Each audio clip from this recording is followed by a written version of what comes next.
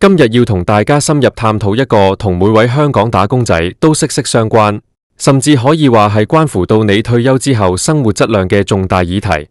大家應該都聽過強積金，即係我哋口中成日常講嘅 MPF， 一直以來都被人詬病手續費高、回報低，甚至有對沖機制蠶食咗我哋辛辛苦苦儲落嘅血汗錢。不過到咗2026年的時候，成個強積金制度將會迎來一個翻天覆地嘅大變革，就係所謂嘅強積金全自由行。呢個詞語聽落好似好簡單，但其實入面隱藏咗好多財富增值嘅機會，亦都係你重新掌握自己退休命運嘅最好時機。如果你而家係20零歲嘅職場新鮮人，或者係已經步入中年、40幾歲嘅社會中堅，甚至係已經睇緊退休門檻、50幾歲嘅前輩，今日呢條片你一定要由頭睇到落尾，因為我唔單止會幫你拆解2026實施全自由行之後嘅操作，仲會教你點樣喺而家呢一刻開始，透過 TVC 可扣稅自願性供款嚟節稅，甚至會分享一套完整嘅退休規劃指南。我哋今日嘅目標好清晰，就係要喺呢個制度轉變入面，將你嘅強積金由被動扣錢變做主動增值。首先，我哋要搞清楚乜嘢係強積金全自由行。喺目前嘅制度之下，其實我哋已經有一種叫僱員自選安排嘅半自由行。簡單嚟講，你可以每年一次，將自己嗰部分嘅僱員強制性供款所產生嘅累算權益，由僱主揀選嘅受託人，轉移去你自己心水嘅受託人。但係，僱主幫你供嗰部分，依然係要留喺僱主揀嗰間公司度。呢個安排其實好唔徹底，因為對好多打工仔嚟講，僱主供款同僱員供款係一人一半，你只能夠喐一半，另一半依然係俾人鎖死咗喺一啲可能收費好貴、表現又唔好嘅基金入面。但係到咗2026年的時候，情況就完全唔同啦。政府已經拍板，會配合取消強積金對沖機制，同步推行全自由行。到時，你唔單止可以喐自己供嗰部分，連僱主幫你供嗰部分嘅權益，你都可以自由選擇轉去邊一間強積金公司。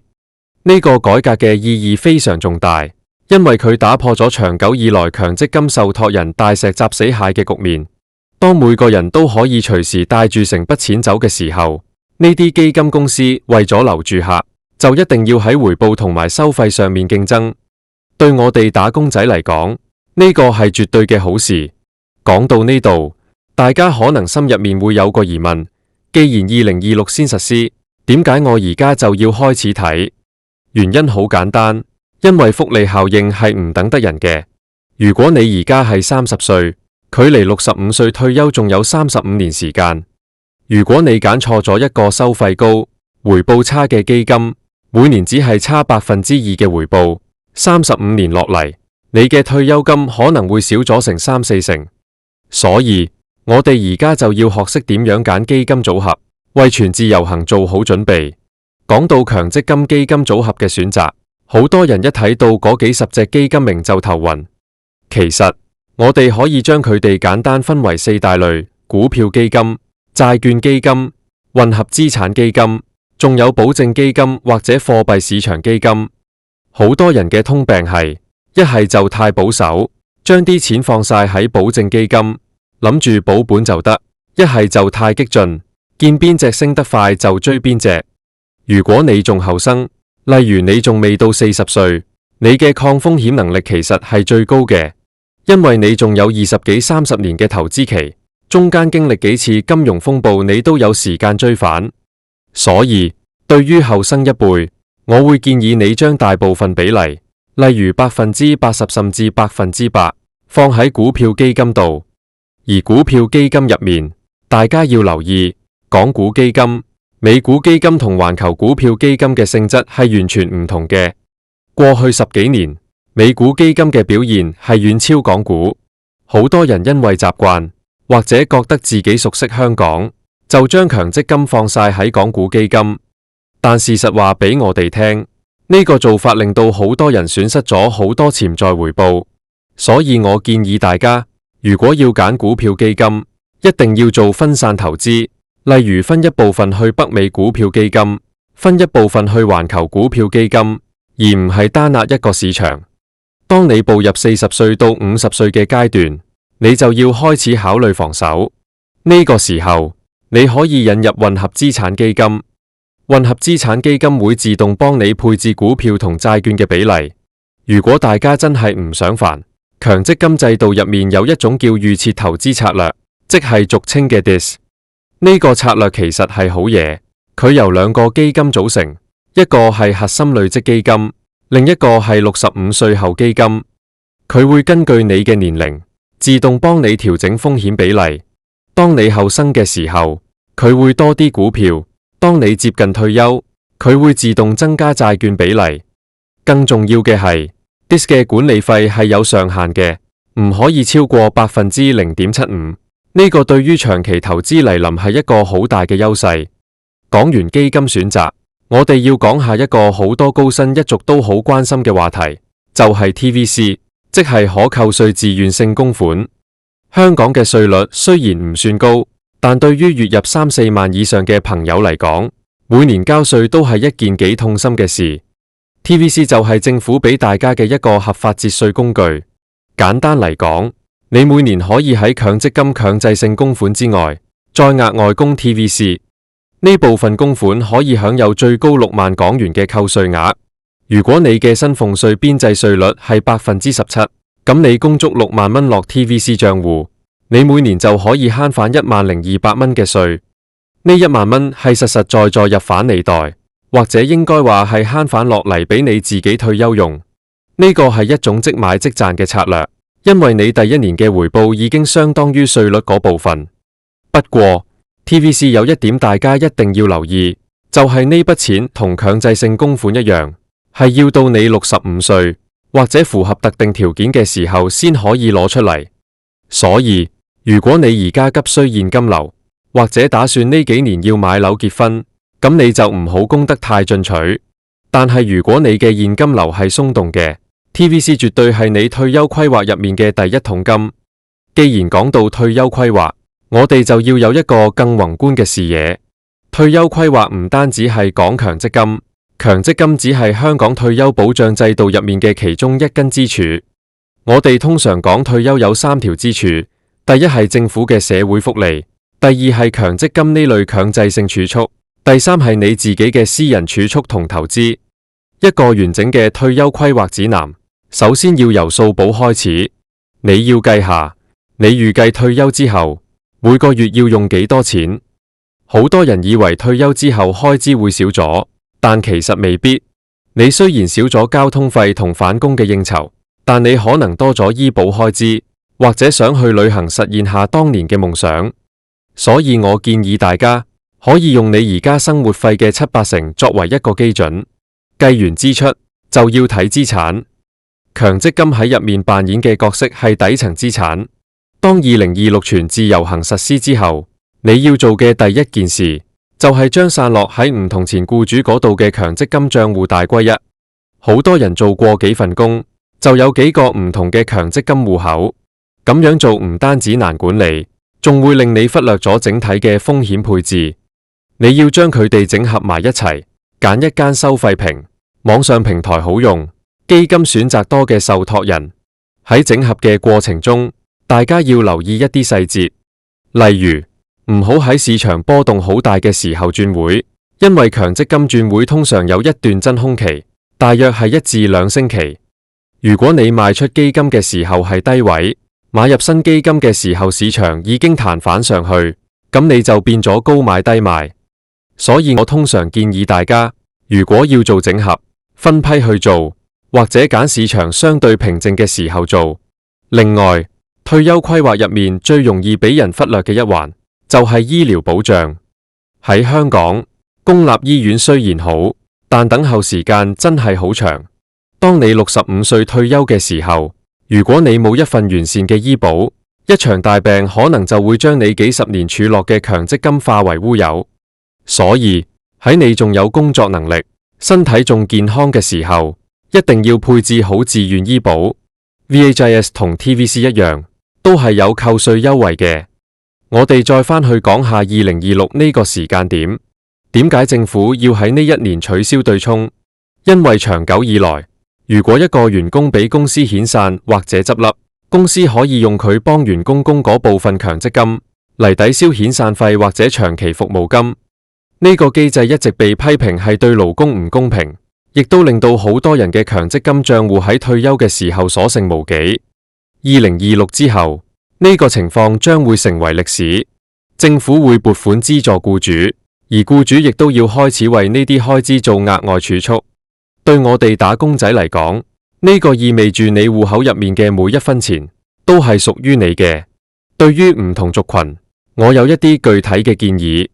如果你而家係20幾歲嘅職場菜鳥，你最大嘅資產係時間，唔好覺得每個月供個1、2千蚊係小數目。如果你得揀美股基金或者環球股票基金，利用複利，30年後呢筆錢可能會翻幾倍。你而家最應該做嘅係每年睇一次你個強積金結單，學識睇基金嘅開支比率。好多人唔知，有啲基金收你1.9%，有啲收0.7%，長期落嚟呢1.2%嘅差距，足以令你少咗一架車嘅錢。如果你而家係40歲左右嘅中堅分子，你可能已經有幾十萬強積金喺手。呢個年紀最容易犯嘅錯誤係懶，你可能幾年都冇登入過個戶口，由得佢喺度自生自滅。我建議你而家就要開始留意 TVC。如果你收入高，每年供足6萬，到你65歲嘅時候，單係呢部分嘅本金加利息，可能已經係一筆好可觀嘅錢。同時，你要開始考慮股債平衡，唔好再好似20幾歲咁全倉去晒最波幅大嘅基金，可以考慮加少少混合資產基金。如果你而家係50幾歲，已經睇到退休嘅終點線，你而家最重要嘅係保住戰果。如果你過去10幾年賺咗唔少，咁你而家就要分階段將資金轉去一啲防守性強嘅基金，例如65歲後基金或者保證基金。你唔想喺退休前嗰1年突然遇到股災，令到你個戶口縮水30%，影響你嘅退休計劃。同時，你要開始研究強積金嘅提取方式。退休唔一定要一次過攞晒啲錢出嚟，你可以揀分期提取，等剩低嘅錢繼續喺入面滾存。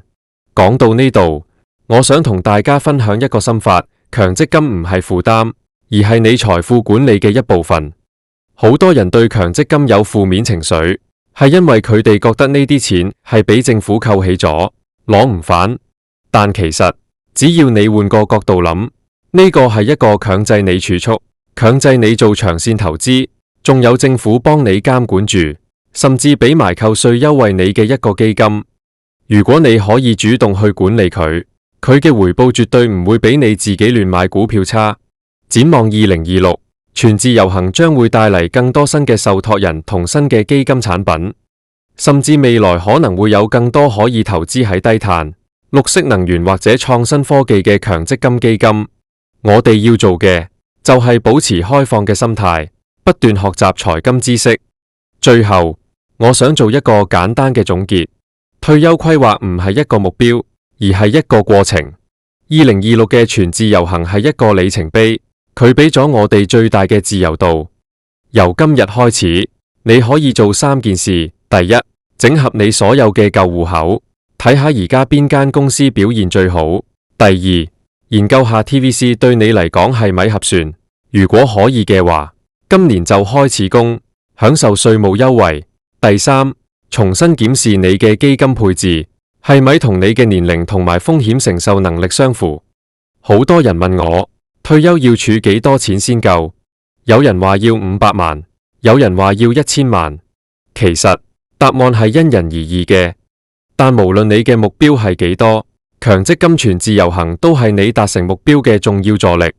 唔好等到2026先至去理，財富係留俾有準備嘅人嘅。我哋頻道會一直關注強積金制度嘅最新動態。如果2026實施細節有咩改動，或者邊間受託人推出咗好正嘅開戶優惠，我一定會第一時間同大家分享。如果你覺得今日呢條片對你有幫助，記得幫我點讚、分享俾你身邊嘅同事同埋朋友，特別係嗰啲仲未理過強積金嘅朋友。你嘅一個小動作，可能就幫佢哋救返幾十萬嘅退休金。大家仲有啲咩關於強積金、TVC 或者退休規劃嘅問題，歡迎喺下面留言區話我知，我會盡量解答大家。退休生活係我哋每個人都要面對嘅未來，與其擔心，不如而家就開始行動，掌握2026全自由行嘅先機。由揀啱一個基金組合開始。多謝大家收睇，我哋下一條片再見。喺呢度我想再補充少少關於退休規劃指南入面嘅細節。好多人會問，除咗強積金同醫保，仲有咩係50歲前一定要做嘅？我會話係債務清零。喺你退休之前，盡量要還清晒所有嘅按揭或者私人貸款，因為退休後你嘅收入會變做固定嘅被動收入。如果你仲要應付高額嘅利息開支，生活質量會大打折扣。而強積金全自由行之後，你更加可以靈活配置，甚至喺退休嘅時候，利用強積金嘅累算權益去處理最後一筆債務。另外，大家要記得，強積金公司嘅回報係過去表現，並不代表未來回報，但係收費係實實在在嘅。所以我一直強調要睇 FIR。一隻收費1.5%但回報5%嘅基金，其實同隻收費0.5%但回報4%嘅基金，你最後落袋嘅錢係一樣嘅。全自由行之後，我哋更有籌碼去同受託人講價，揀最合理嘅收費。2026呢個年份，大家一定要記住，呢個係香港金融史上嘅一個重要時刻。我哋每個人都係呢場變革嘅受益者。只要你肯花少少時間去了解佢，去操作佢，退休生活唔係一場賭博，而係一場精心策劃嘅旅程。希望今日呢個6000字嘅詳細拆解，可以成為你呢場旅程上面嘅一份地圖。記住，理財不分早晚，但分主動定被動。2026，我哋一齊迎接強積金全自由行，為你嘅退休金加油！大家加油！一齊喺理財路上成長，我哋下次見。